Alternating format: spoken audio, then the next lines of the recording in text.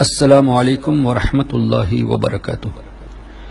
یہ جو لفظ غوث اعظم پر اعتراض کیا جاتا ہے کہ غوث اعظم کا معنی سب سے بڑا مددگار، تو سب سے بڑا مددگار تو اللہ تبارک و تعالی ہے، تو سیدنا شیخ عبد القادر جیلانی کو غوث اعظم کیوں کہتے ہو؟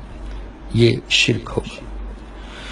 سب سے پہلے لفظ غوث یعنی مددگار یہ غیر اللہ کے لیے بھی ثابت ہے۔ سورہ قصص میں اللہ تبارک و تعالی نے سیدنا موسیٰ علیہ السلام کا تذکرہ فرمایا، جس میں ایک شخص نے حضرت موسیٰ علیہ السلام سے مدد طلب کی، اور اللہ تعالی نے وہاں جو ارشاد فرمایا فاستغاثہ الذی من شیعتہ علی الذی من عدوہ، استغاثہ یہ لفظ اللہ تبارک و تعالی نے استعمال فرمایا۔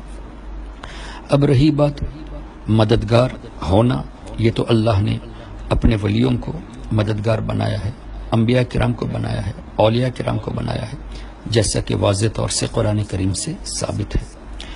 وَإِنَّ عَلَيْكُمْ لَحَافِظِينَ کِرَامًا کاتبین، فرشتوں کو مددگار بنانا، وَهُوَ الْقَاهِرُ فَوْقَ عِبَادِهِ وَيُرْسِلُ عَلَيْكُمْ حَفَظَةً۔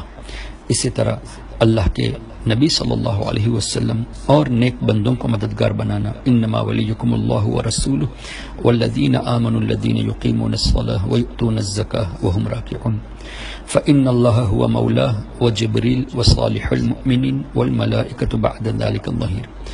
کئی آیات اور احادیث اس پر شاہد ہے کہ اللہ نے اپنے نیک بندوں کو، اپنے فرشتوں کو مددگار بنایا ہے۔ اب لفظ اعظم پر جو اعتراض ہے سب سے بڑا، تو یہ بھی سمجھ لینا چاہیے، جب غوث اعظم کہتے ہیں تو اس کا مطلب یہ نہیں کہ معاذ اللہ ہم نے اللہ کا درجہ دے دیا، بلکہ اللہ تبارک و تعالی نے حضور غوث اعظم شیخ عبد القادر جیلانی قدس اللہ سرہ العزیز کو اتنی بڑی قوت عطا فرمائی کہ ان کے زمانے میں اور ان کے بعد والوں میں سب سے بڑے مرتبے والے اور سب سے بڑے مددگار، بڑا مددگار اللہ تعالی نے ان کو بنایا ہے۔ اسی طرح جیسے ہم امام اعظم کہتے ہیں، تو اصل میں تو امام اعظم ہمارے آقا صلی اللہ علیہ وسلم ہیں، لیکن امام اعظم سیدنا امام ابو حنیفہ کو اس لیے کہا جاتا ہے کہ ائمہ کرام کے درمیان ان کا مقام بہت ہی اعلیٰ ہے، بہت عظیم مرتبے والے، تمام ائمہ کرام کے وہ سردار ہیں، اس لیے امام اعظم کہا جاتا ہے۔ اسی طرح حضرت عمر بن خطاب رضی اللہ تعالیٰ عنہ کو فاروق اعظم کہا جاتا ہے۔ فاروق اعظم ہمارے آقا سے بڑھ کر کون ہے؟ حق اور باطل میں ہمارے آقا سے بڑھ کر فیصلہ فرمانے والا کون ہے؟ اب یہ بھی کہا جائے کہ اللہ سے بڑھ کر کون ہے جو حق و باطل میں فیصلہ کر دے، فرق دکھا دے، لیکن سیدنا عمر بن خطاب رضی اللہ تعالیٰ عنہ کو فاروق اعظم اس لیے کہا جاتا ہے کہ وہ عدل و انصاف میں مشہور تھے۔ اب یوں ہی اعتراض بڑھتے جائیں گے، ہماری طرف سے بھی سوالات بڑھتے جائیں گے، تو اب ان وہابیوں کا جینا حرام ہو جائے گا۔ یہ اپنے علماء کرام کو مولانا کہتے ہیں، تو مولانا اللہ ہی ہمارا مولا ہے۔ قرآن کریم میں اللہ نے ارشاد فرمایا انت مولانا فانصرنا علی القوم الکافرین، یا اللہ تو ہی ہمارا مولا ہے۔ تو اللہ کو ہم ہمارا مولا کہتے ہیں، لیکن یہ لوگ اپنے علماء کو مولانا یعنی ہمارے مولا کہتے ہیں، یہ بھی تو شرک ہونا چاہیے۔ اپنے گھر کی بات آتی ہے تو تعویلات شروع ہو جاتی ہے، جب ہمارے بزرگوں کی بات آتی ہے تو تعویلات کرنے کی فرصت نہیں، بلکہ دوسروں کو کنفیوز کرنے کے لیے اس طرح کے اعتراضات پیش کرتے ہیں۔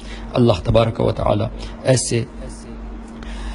ایسے شریر لوگوں سے ہم تمام لوگوں کی حفاظت فرمائے، جو جان بوجھ کر اللہ کے نیک بندوں سے دشمنی کرتے ہیں اور دوسروں کے ذہنوں میں ان کی محبت کو کم کرانے کی کوشش کرتے ہیں۔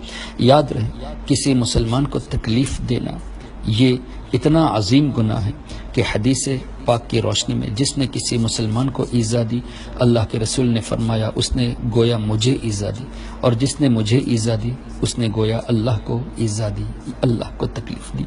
جب عام مسلمان کو تکلیف دینا ہمارے آقا صلی اللہ علیہ وسلم کو ایذا دینا ہوا، تو جو اللہ کے نیک بندے ہیں جن کو اللہ نے اپنا دوست بنا لیا، ان کے تعلق سے اس طرح کی باتیں کر کے یہ لوگ اللہ کے رسول صلی اللہ علیہ وسلم کو بھی تکلیف پہنچاتے ہیں اور اللہ کو بھی ایذا دیتے ہیں۔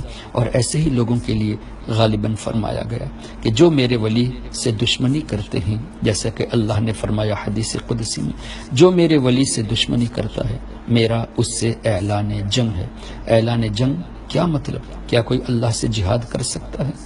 جہاد کون کر سکتا ہے اللہ سے؟ اس سے یہ پتہ چلتا ہے کہ ایسے لوگوں کا ایمان خطرے میں ہوتا ہے۔ اللہ کا شکر ہے کہ اللہ نے ہمارے دلوں میں ان کی محبت ڈال دی ہے جن سے اللہ محبت فرماتا ہے، اور جن کے دلوں میں اللہ کے ولیوں کی محبت نہیں وہ اپنے ایمان کی فکر کرے۔ السلام علیکم ورحمۃ اللہ وبرکاتہ۔